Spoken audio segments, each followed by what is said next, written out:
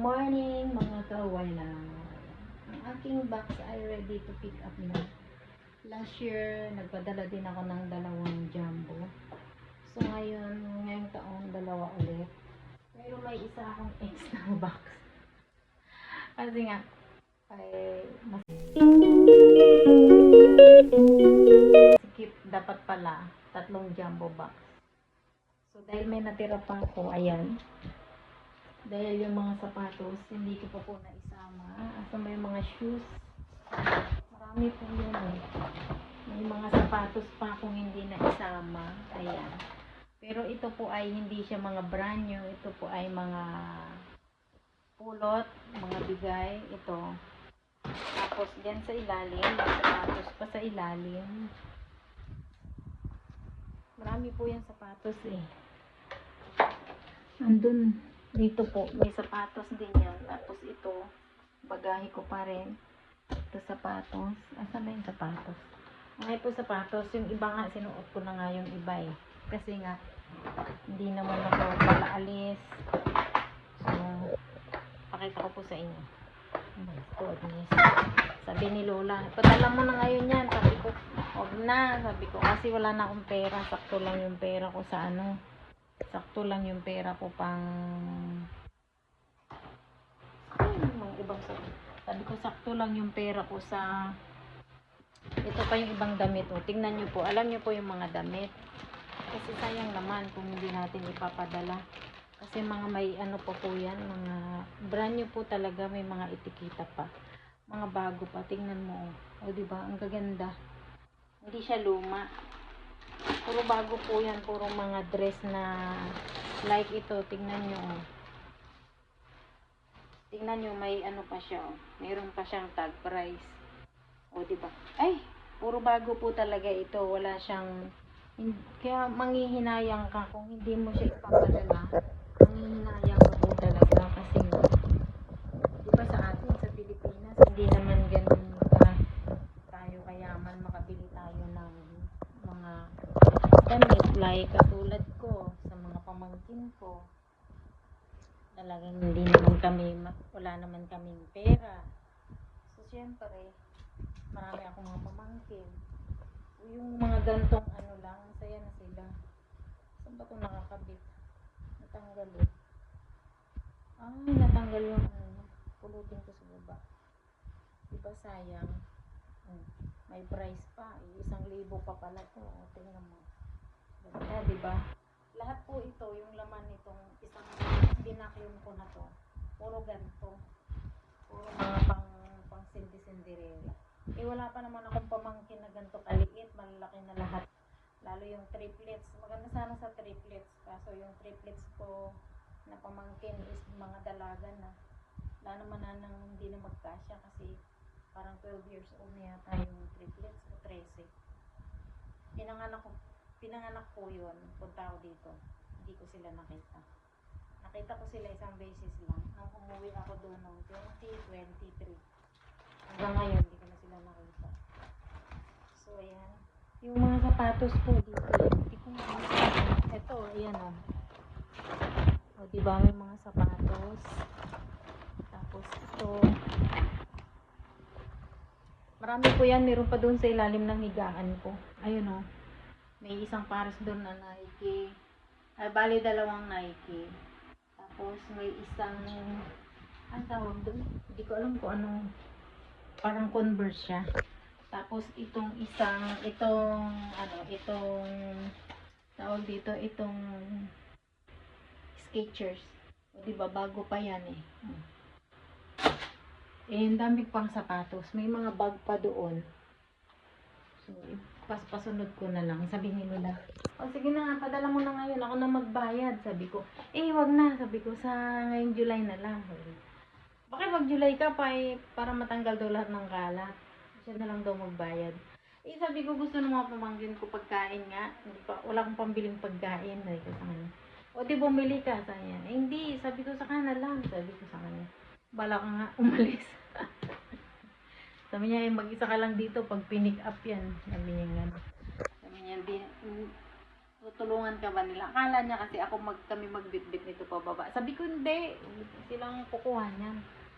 So, sabi niya, aalis na ako. Sabi niya, hindi yun maano pakali dito si Lula.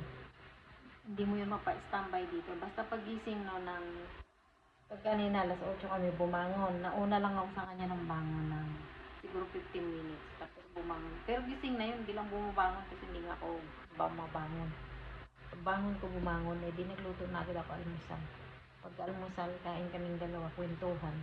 Pagkakwentuhan, ito na inasikaso ko hanggang ngayon. Malinis naman kasi ang bahay, wala ka namang lilinisin. Basta ang ano lang kasi talaga niya, hindi kasama siya dito sa bahay. Pag uwi niya, meron siyang kasama, ganyan. Yun lang naman ang ano niya sa akin. Pero, alagain talaga siya kasi makalimutin. Tapos may sakit din yung sakitin, kaya lang. Kumbaga inaano na lang, ano nga yan eh, yung minsan umalis kami, pumunta kami nagpaypay kami. Tapos sabi niya, tawid ka na, sabi niya. Sabi ko, bakit? Di ba uwi na tayo? Oo nga, tumawid ka na nga, sabi niya. Iniisip ko kung saang way kami dadaan, ba't niya ako pinapatawid? Tapos di, umangkas ako. Pagdating ng ilang kanito, sabi niya, saan ba tayo? Sabi niya. Ewan ko sa'yo, sabi mo uwi na tayo, oo nga. Kaya nga nagtatanong ako sa'yo, bakit mo ako patatawirin? Uuwi nga tayo. Mo pinatawid, yayan lang yung bahay natin, sabi ko sa kanya. Kasi ito yung paypay. Gaganyan lang kami, tapos liko, andyan na yung bahay namin. Ang ginawa niya, hindi kami pa ganun. Pabalik, papunta kami doon. Ang sabi ko sa kanya, yun, sinabi ko sa anak niya, maano talaga siya makalimutin. Minsan, kaya yung nabenta yung bahay niya sa Shulin, milyones. Sabi niya dun sa anak ko, sa amo ko, akin na yung pera. Kasi nabitan. Ayaw nung amo ko ibigay lahat. Binibigyan lang siya paunti-unti. Kasi nga, syempre matanda na, di ba? Maluloko yan eh. Tsaka, tamo siya. Sabi ko nga sa kanya, ba't ka pumayag na lagyan ng QR code yung cellphone mo? Paano kung ginanyan si swipe sa'yo yung mukha mo? Sabi ko sa kanya yung cellphone. Tapos tinapat lang niya doon sa isang ano yung code mo, tinakuha yung ano mo, pera mo, sabi ko sa kanya. Kung may babayaran naman, nakuha na yung pera mo. Ewan ko sa kanya. Kasi yung nag-ano na yun sa kanya, meron ng, alam ko talaga na hindi ako nagkakamali na talagang yun ang trabaho niya. Kasi, ikaw nagamit yung pangalan ko sa isang scam. Tapos, ano ba yun? Aksidente. Yung nakita ko yung Justin Bieber na Google account. Nakita ko yun sa TV. Kasi yung TV, nanonood ako ng mga English ng Netflix. Ang nakalagay doon na Google is 4. Nagtataka rin ako bakit 4 ang Google nito. Tapos, yung Justin Bieber, nakita ko yun doon. Ngayon, ang ginawa niya, nung pinadalhan na ako ng ng mga pulis, nawala yung TV. Sabi ko, nasa TV yan eh, yung Justin Bieber. Sabi, ano yun, aksidente ba yun gagamitin ba yung pangalan mo ng tao na hindi ka naman kilala? O bakit niya nakuha yung ARC ko, diba?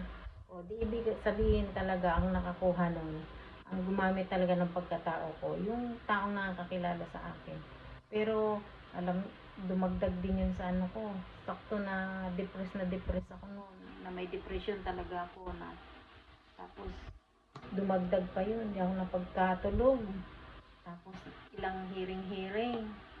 Walang din yun, na basura din. Kasi talaga wala talagang katibayan na Tapos, yung pangalan, di ba nung nandun, dito na ako sa Taipei ni Ho yun eh. Ko yung pangalan. Tapos nung minsan, may tumawag sa kanya, ay, nakalabas na ba si sa ospital? Nagulat ako. Sabi ko, parang yun yung pangalan dun sa, yung nag-transfer ng pera sa bank. Tapos sabi niya gano'n, bigla siya nagpaliwanag na, bago pa daw nagkaasawa siya, friend daw niya yun. Isip ko tuloy. Wala man akong tinatanong sa kanya. Tahimik lang din naman ako. So yun, naisip ko. Tapos yun, sinabi ko sa mga apo ni Lola, sinabi ko rin dito, na yung number ko na yun, bago ako dumating sa inyo, kinuha niya. Kasi ang sabi niya, hindi na daw uso ang 3G ngayon, 4G na. 3G yung SIM card ko, kinuha po niya. Sabi ko pa sa kanya noon, baka mamaya yung SIM card ko gamitin mo yun sa hindi Hindi kasi dapat puputulin ko yun. Sabi niya hindi daw kasi iaano daw niya ng internet para libre yung, kasi nga libre naman talaga internet ko. Tapos yun nga, siguro yun ang ginamit niyang pang ano niya sa mga, makita mo talaga tuwing umaga yun tulog, puro makita mo yan, titingin siya ng mga ng mamahali ng mga diamond sa mga online, gano'n. Tsaka pag bibili yun ng magpapabili, kaya naano ko siya, pag nagpapabili ako sa kanya, nagkagalit ako, sabi ko, bakit kung saan sa ang bangay mo ina-address yan di, sa akin naman yan, ako naman magbabayad yan, hindi naman ikaw, gumaganyan ako. Ayun, ano ko talaga siya yun. Kaya sabi ko sa kanya, umanda talaga siya sa akin. Pag siya nahuli ng pulis at mano ko siya, bubugbugin ko talaga siya. Sabi ko sa kanya, bubugbugin ko siya, ipapalasap ko sa kanya yung ilang taon kong inano na hindi ako nakatulog. Sabi ko sa kanya. Pag nahuli ba ng pulis yun, makikita ko, ipapakita ba sa akin, hindi daw, sabi niya. Hindi mo na makikita yun, sabi niya. Tsaka huwag mo nang isipin yun, wala na yun, sabi niya. Na ano na nga daw ako na-absurd. O kahit pa ako yung iniwan niyang trauma sa akin na andun, sabi ko sa kanya. Once na mahuli talaga yan at pinatawag ako ng pulis, nako, sabi ko sa kanya, bubugbugin ko talaga siya kahit may pulis dyan. Yan, takot yun sa akin. At yan na nga, di ba ang dami talaga, gusto. Bye! Please subscribe my YouTube channel, Yet Mantilla po. Ayan, ang ating Thursday blessing. Hintayin ko na lang yung mag-pick up.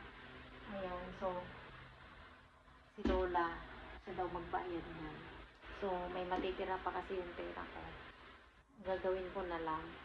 O-order pa ako ng isang maliit na box. Kasi nga, paglalagyan ko rin ng, hindi ako nakapagpadala ng pagkain para sa mga pamangkin ko. So, dyan ako maglalagay. Tapos, meron, hindi rin ako nakabili ng para sa amin ng mga sabon, mga shampoo, mga, basta hindi ako nakabili. Puro damit lang talaga yun. Yung naano ko, wala rin pagkain.